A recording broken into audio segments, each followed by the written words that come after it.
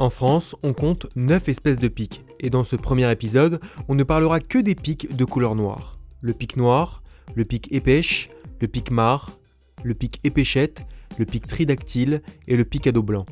Ce sont des oiseaux de taille variable qui possèdent un bec droit et robuste ainsi que des rectrices solides leur servant d'appui sur les arbres. On les retrouve dans les milieux forestiers auxquels ils sont tous adaptés. Commençons d'abord avec le plus grand des pics qui ne peut être confondu avec aucun autre, le pic noir. Celui-ci est facilement reconnaissable par son plumage noir très uniforme et sans taches blanches.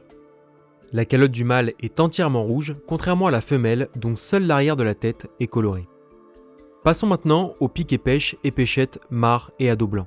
Ces 4 espèces se ressemblent beaucoup par leur plumage noir, blanc et rouge, mais pour faciliter l'identification, on peut séparer ces 4 espèces en 2 groupes distincts. Le premier groupe comprend le pic épêche et le pic marre qui possèdent tous deux une large tache scapulaire, c'est-à-dire sur l'épaule de l'oiseau, formant une barre blanche bien visible. Le deuxième groupe est composé du pic épéchette et du pic à dos blanc qui sont dépourvus de cette tache blanche. Commençons par différencier le pic épêche du pic marre. On peut encore une fois regarder la calotte. Elle est entièrement rouge chez le pic marre pour les deux sexes, contrairement au pic épêche dont la calotte est entièrement noire chez la femelle et rouge seulement à l'arrière de la tête chez le mâle. Mais il existe une petite subtilité à prendre en compte. Le juvénile du pic épêche possède une calotte entièrement rouge comme le pic marre. Pour ne pas se tromper, observez le bord de la calotte. Celle du pic épêche est bordée de noir à l'inverse de celle du pic marre, qui reste entièrement rouge. La tête du pic épêche semble alors toujours plus sombre que celle du pic marre. Dernier point, la moustache du pic marre est souvent interrompue et ne rejoint pas son bec, son œil paraît alors comme un point isolé au milieu de sa tête. Intéressons-nous maintenant au deuxième groupe, qui ne possède pas de tache scapulaire. Un élément important, le pic à dos blanc est localisé dans les vieilles forêts du massif pyrénéen. Cela rend son observation bien plus rare que celle du pic épéchette, plus largement répandue sur le territoire français. Aussi, le pic épéchette étant le plus petit des pics, la différence de taille entre les deux est flagrante. Mais la taille du bec permet aussi de les distinguer, long chez le pic à dos blanc et petit chez le pic épéchette. Ce dernier n'a d'ailleurs pas de rouge sur ses plumes sous-caudales, c'est-à-dire les plumes situées sous sa queue, contrairement au pic à dos blanc. Et pour info, les femelles de ces deux espèces ont la calotte noire.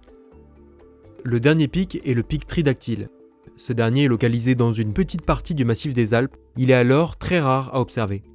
Il est reconnaissable à son aspect général plutôt foncé, ainsi qu'à son ventre et à son dos très barré. Le mâle présente une calotte jaune et la femelle une calotte plus claire, ce qui les différencie bien des autres pics. Pour résumer, si le pic est tout noir avec une calotte rouge entière ou partielle, c'est un pic noir, inutile d'aller plus loin. S'il est noir et blanc avec un motif barré et une calotte jaune ou blanche, c'est un pic tridactyle. Pour les autres pics de couleur noire, rouge et blanche, ils se distinguent par la présence ou non d'une large tache blanche sur l'épaule, la tache scapulaire. Si elle est présente, c'est un pic épêche ou un pic marre. Regardez alors la calotte de l'oiseau. Si elle est entièrement noire ou rouge seulement à l'arrière, c'est un pic épêche. Si elle est toute rouge, c'est un pic marre. Mais attention, si elle est entièrement rouge avec une bordure noire, c'est un pic épêche juvénile. Donc regardez bien, la différence est parfois subtile, mais vous pouvez vous aider de la moustache interrompue du pic marre pour confirmer l'identification. Si la tache scapulaire est absente, c'est un pic épéchette ou un pic à dos blanc. Observez alors le bec, très petit chez le pic épéchette, long chez le pic à dos blanc. Ce dernier a d'ailleurs des plumes sous-caudales rouges, contrairement à celle du pic épéchette qui reste blanche.